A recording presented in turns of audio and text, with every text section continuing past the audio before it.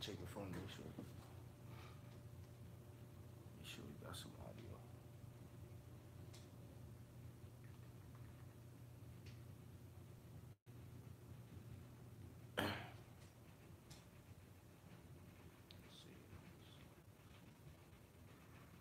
We good? Yeah, we're good.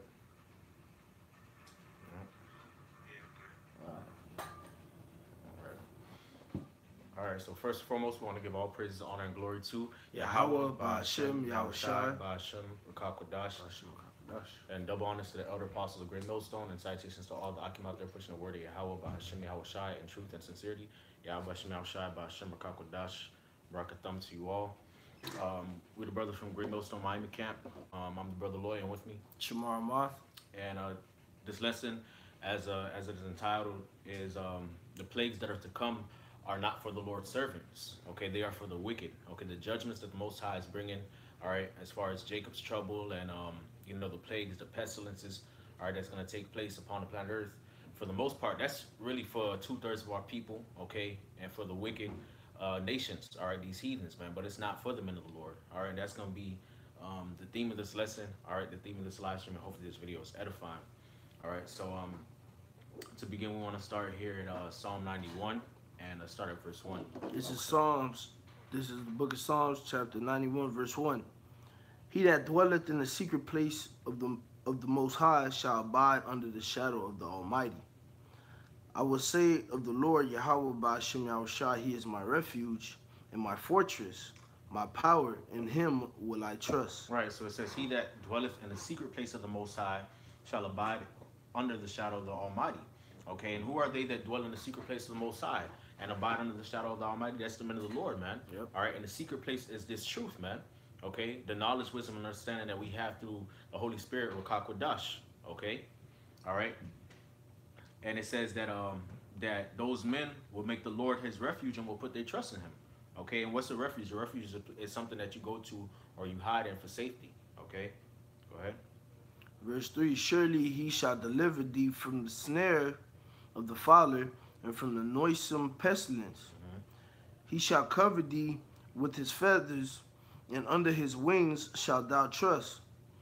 His truth shall be thy shield and buckler. Thou shalt not be afraid for the terror by night, nor for the arrow that flieth by day, nor for the pestilence that walketh in darkness, nor for the destruction that wasteth at noonday. Yeah, God, and what's that talking about? That's talking about the missiles, man. That's right. All right, that final destruction that's going to take place in these latter days, man. All right, because in these last days, all right, the society that we live in, okay, the America, all right, Esau's kingdom is going down by thermonuclear fire, man. That's right. That's okay. Right. All right. So the scriptures say, "Thou shalt not be afraid of these things, man." Why? Because the Lord is going to deliver his men from those things, man. Okay, they're not going to be touched by that. Go ahead. Verse 7, 1,000 shall fall at thy side, and 10,000 at thy right hand, but it shall not come nigh thee. Only with thine eyes shalt thou behold and see the reward of the wicked. Come. All right. So it says, 1,000 shall fall at thy side, and 10,000 at thy right hand, but it shall not come nigh unto thee. Only with thine eyes shalt thou see and behold the reward of the wicked. So this is the reward. The judgments to come is the reward of the wicked, man. All right. The plagues, the pestilences. All right, the natural disasters and all the catastrophes that are going to take place are leading up to the nuclear missiles, and then on top of that, the nuclear destruction is for the wicked, man. All right, it's not for the men of the Lord, man. The men of the Lord are going to be delivered from that. All right, they're going to be spared and protected from that. Okay, That's right. That's right. You got any precepts you want to bring out, bro? Yeah, because the topic at hand is key, because hey, we have examples of that before, like when you go to the Exodus. All right, when we were leaving Egypt, okay, all the plagues that the Lord dropped on Egypt, they didn't touch us, man. All right, they didn't touch us in the land of Goshen, man, because the land of Goshen was within the borders of Egypt, and that was the land separated to us because of the customs of those Egyptians, man. All right, they believed that everything that was ours was abomination, so they separated us, which in a sense was of the Lord, because they the abomination. You get what I'm saying? God, it was of the That was Lord. set up. That was set up. You know? That's right. That's right. But at the end of the day, when the Lord dropped the plagues on Egypt, it didn't touch us. All right, and You know, I'm gonna read. I'm just gonna jump around real quick. This is I'm gonna start at Exodus 8, and I'm gonna go to verse 22. Okay, and I'm gonna read. It says, "And I will serve in that day the land of Goshen, in which my people dwell, that no swarms of flies shall be there, to the end thou mayest know that I am the Lord Yahawah bahasham Shai in the midst of the earth." Okay, so this was the plague of the swarm of flies, man. The Heavenly Father said He was gonna cause that. He was gonna serve in our land, man, in the land that was set out for us, that none of the swarm of flies would touch us, man. So He kept us from that plague, man. It's the same way when shit get shit hit the fan, okay, and all these people, especially these 2/3 catch a hell, the Lord gonna keep us, man, because at the end of the day, not all Israel's of Israel. Lord, we probably left we that real Israel. He gonna keep us just like he been keeping us, man. And nothing that comes on earth is gonna touch us, man, because it's not for us, man. All right. Read it again, out. This is Exodus chapter 8, verse 22. "And I will serve in that day the land of Goshen, in which my people." Sever. I reread that. Exodus 8 and 22. "And I will sever in that day the land of Goshen, in which my people dwell, that no swarms of flies shall be there, to the end thou mayest know that I am the Lord Yahawah bahasham Shai in the midst of the earth." Con. And when you go to the word sever in the Hebrew, it's the word palah, okay? And it means to be distinct, marked out, to be separated, to be distinguished, okay? To be distinct, to be separated, be distinguished, to be wonderful, to make separate, to set apart, man. All right? And so that's what's going to be, man. And in that instance, the Most High separated, all right? He made a distinction, all right, separating the Israelites from the Egyptians, man. And he did that in judgment too. All right, he made the judgments touch the Egyptians, but he made the judgments touch the Israelites, man. All right, and that's why the scriptures say that in that day then shall it be known whom are my chosen, man, because these people are gonna be jacked up out here, okay? But the men of the Lord are gonna be good, man. All right. Yep. There's gonna be an up and up for the men of the Lord. Lord only will be those men, and it's gonna be a decline for everybody else, man. That's right. That's okay. Right. I was gonna jump to the next chapter. This is chapter 9. You know, I start at 1, and it reads, "Then the Lord Yahawah bahasham Shai said unto Moses, Go in unto Pharaoh and tell him, Thus saith the Lord Yahawah, power of the Hebrews, let my people go, that they may serve me. For if thou refuse to let them go and wilt hold them still, behold, behold, the hand of the Lord Yahawah bahasham Shai is upon thy cattle, which is in the field, upon the horses, upon the asses, upon the camels, upon the oxen, and upon the sheep. There shall be a very grievous murrain, the water. And the Lord Yahawah bahasham Shai shall sever between the cattle of Israel and the cattle of Egypt, and there shall nothing die of all that is and there shall nothing die of all that is the children of Israel. And the Lord Yahawah appointed a set time, saying, tomorrow the Lord shall do this thing in the land. And the Lord Yahawah bahasham Shai did that thing on the morrow, and all the cattle of Egypt died, but the cattle of the children of Israel died not one. And that's what it was, man. The Lord set us apart, man, and He kept us in that day, man. And He fucked up the Egyptians, man. It's the same thing He gonna do now, man. When He return, okay, He gonna keep His people, the real children of Israel, the Israel of Israel, the Israel of the Most High. He gonna keep them while He fuck up the rest of the world, man. That's right. And it's gonna show, man. It's gonna show. Yeah, it's gonna be evident, man. It's gonna be evident. Everybody's gonna see and notice it, man. That's right. That's right. You had something, you got another one in Exodus, or you? Yeah, I was gonna jump down to verse 26 on that. Oh, go ahead, bro. You wanna check the comment board? I think there was a comment post. Con. Shalom to the Akia. Shalom. I was gonna jump down to verse 26. Okay. This is Exodus 9 and 26, and it reads. Matter of fact, I start I start at verse 23. All right. Matter of fact, I start at 22. And the Lord said unto Moses, stretch forth thine hand towards heaven, and there may be hail in all the land of Egypt, upon man and upon beast and upon every herb of the field throughout the land of Egypt. And Moses stretched forth his rod towards heaven, and the Lord Yahawah bahasham sent thunder and hail, and the fire rain ran upon along upon the ground, and the Lord rained hail upon the land of Egypt. So there was hail and fire mingled with the hail, very grievous, such as there was none like it in all the land of Egypt, since it became a nation. And the hail smote throughout all the land of Egypt, all that was in the field, both man and beast. And the hail smote every herb of the field, and brake every tree of the field. Only in the land of Goshen, where the children of Israel were, was there no hail. So the Heavenly Father made it rain hail mingled with fire upon the Egyptians, man. Okay, upon the whole land of Egypt, and kept our land, man, and kept the hail from falling upon us, man. God. All right, hey, that's beautiful, man. That's beautiful. It is, God. See, you know? That's right. And that's all I had in Exodus. That's all you had in Exodus? Yeah, well, to right complement that, yeah, because we're dealing with Exodus, we're dealing with Moses, all right, bringing plagues upon Egypt through the spirit and power of Yahawashi. This is Revelation chapter 11, and I'll start at verse 3. It says, and I will give power unto my 2 witnesses, and they shall prophesy 1,260 days clothed in sackcloth. These are the 2 olive trees and the 2 candlesticks standing before the God of the earth. Right. All right, and when you go into it, those 2 olive trees and those 2 candlesticks represent the prophets of the northern and southern kingdom. Okay, and this is what it says of these prophets, man, of these men. And if any man will hurt them, fire proceedeth out of their mouth and devoureth their enemies. And if any man will hurt them, he must in this manner be killed.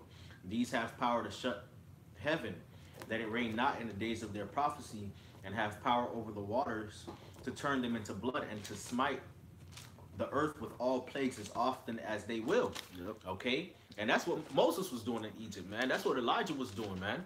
All right, they was praying to the Heavenly Father, and the Most High was giving them power to smite the earth with plagues, man.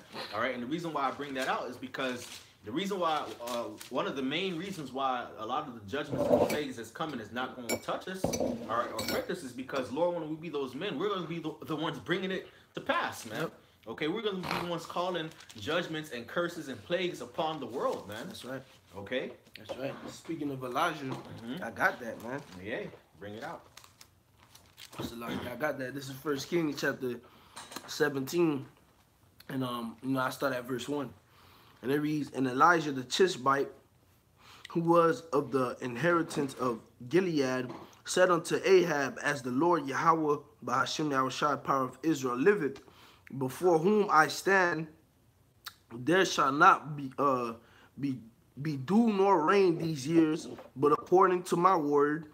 And the word of the Lord Yahawah came upon him, unto him, saying, get thee hence, and turn thee eastward, and hide thyself by the brook Cherith, that is before Jordan. And it shall be that that thou shalt drink of the brook, and I have commanded the raven to feed thee there. All right. So through the spirit and power of Yahawashi, Elijah, all right, called the dirt a drought through the land, man. All right, called the drought through the land, and the Lord directed him, man. Directed him to go to the brook, and said that he commanded a raven to feed him, man. So the raven kept him, man. That's right. The Lord kept him through a raven and through the brook, man. All right, and when you read on, it says, verse 5. So he went and did according unto the word of the Lord Yahawah bahasham Yahawashi, for he went and dwelt by the brook Cherith, that is before Jordan. And the raven brought him bread and flesh in the morning, and bread and flesh in the evening. And he drank of the brook. And it came to pass after a while that the brook dried up, because there had been no rain in the land. And the word of the Lord Yahawah bahasham Yahawashi came unto him, saying, arise, get thee to Zarephath, which belongeth to Zidon, and dwell there. Behold, I have commanded a widow woman, okay, there to sustain thee. So the Lord did what? He commanded Elijah after the brook dried up. The Most High commanded a raven to feed him. Commanded him, just put the spirit on him to do what?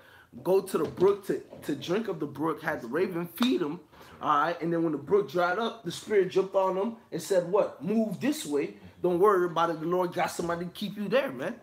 All right. So that shows that what? The Lord gonna keep his, man. He gonna keep his, man, because at that time that was considered a plague, man, a drought, no water, no rain in the land. The cattle probably was dying, bro. Yeah. The land was probably drying up. It was probably cracks all over the ground, man. That's how dry it probably was, man. Okay, people was probably starving due to famine or whatever the case may be, man, and no water, man, and lack of water, man. Okay, but the Lord kept Elijah, man, kept his, man.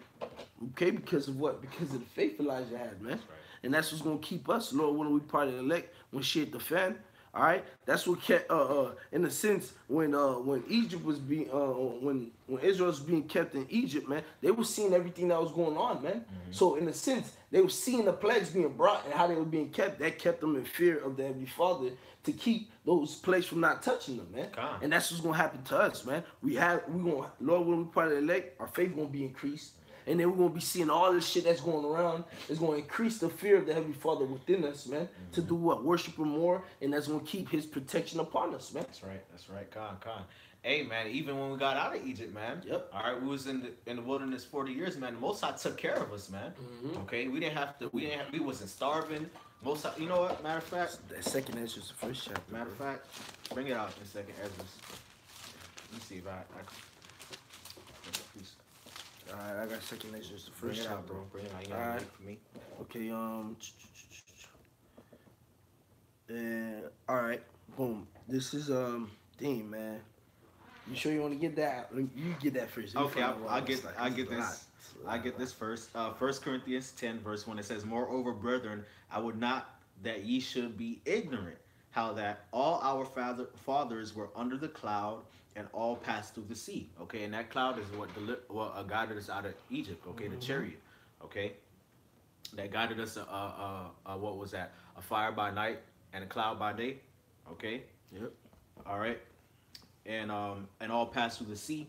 All right, because what happened? We got to the Red Sea, and the Egyptians were behind us, and Moses prayed to the Heavenly Father, and the Most High opened up the sea, and our people passed through on dry ground. Okay, but when the Egyptians are saying to do so, the Most High closed the sea on them, and they all drowned. Okay, and were all baptized into Moses in the cloud and in the sea, and did all eat that same spiritual meat, and did all drink that same spiritual drink, for they drink of that spiritual rock that followed them, and that rock was Hamashiach. So basically, the reason why I brought that out is because the Most High fed us in the wilderness. He fed us with manna. Okay, He fed us with quails. All right, and we was able to drink sweet water too. I got all that. Okay. I got all that. I know I won't start. Yeah. Go ahead, bro. All right. This is second Ezra, the first chapter, and I'll start at verse 12, and it reads, "Speak thou therefore unto them, saying, Thus saith the Lord Yahawah bahasham, I led you through the sea, and in the beginning gave you a large and safe passage. I gave you Moses for a leader, and Aaron for a priest. I gave you light in a pillar of fire, and great wonders have I done among you. Yet have you forgotten me, saith the Lord Yahawah bahasham. Thus saith the Lord, thus saith the Almighty Lord, the quails were as a token for you, and I gave you tents for your safeguard. Nevertheless, you murmured there, and triumphed not in my name for the destruction of your enemies. But ever to this day do ye yet murmur. Where are the benefits that I have done for you when you were hungry and thirsty in the wilderness? Did you not cry unto me, saying, Why hast thou brought us into the wilderness to kill us? It had been better for us to have served the Egyptians than to die in the wilderness. Then had I pity among your murmurings and gave you manna to eat. So ye did eat angels' bread. When ye were thirsty, Did I not cleave the rocks and the waters flowed out to your field? For the heat I covered you with the leaves of the trees. I divided among you a faithful land. I cast out the Canaanites, the Perizzites, and the Philistines before you. What shall I yet do more for you, saith the Lord Yahawah, bahasham Yahawashi? Thus saith the Almighty Lord, when you were in the wilderness, in the river of the Amorites, being athirst and blaspheming my name, I gave you not fire for your blasphemies, but cast a tree in the water and made the river sweet. So, you know, that was all the examples of everything that Heavenly Father did for us, man, when we left Egypt, man. Okay? He split the Red Sea for us. Right. He gave us Moses for leader, Aaron for priest, okay? As mediators to communicate between the Most High and us for us, man. Okay? He brought his chariots to guide us. He gave us tents. To the point we walked through the wilderness those 40 years, man. No blisters was on our feet, man. Yep. Our shoes didn't get weary or tear, man. Yep. He kept us, man. He gonna do the same thing so as long as you believe, man. All you gotta do is believe in Yahawah bahasham Yahawashi, man. Believe in Yahawah bahasham Yahawashi as he is, man. As the scriptures say, man. Hold fast to the faith, man. Do what he tell you to do, man. All right, and keep it trucking, man. And watch, man. Watch and pray, man, as he said, man. And you're gonna be kept, man. That's right. Got a precept here in Isaiah chapter 65. You know, this will never get old. Never get old, man. My service shall eat. Yes, God. Isaiah 65:13, it says, "Therefore, thus saith the Lord God, behold, my servant shall eat." My servant shall eat. Man. Shall, man. That's an affirmative action right there, man. Yep. They are going to eat, man. And it's plain and it's real and it's true because he fed us then. He said in not second Ezra, he said in the second chapter of Sirach, who have ever called on him that he despised, showing that he never forsook anybody who trusted in him. That's right. Jeremiah said, what the 17th chapter said, you trust in him, it's like it's like your roots is planted by a river, and you're gonna be kept, man. Yes. You ain't never gonna your leaves never gonna dry out, man. He gonna keep us, man. So we gonna eat. You feel me? That's right. We're gonna be good. We're gonna be good, man. We gonna eat, man. You gotta believe, man. That's right.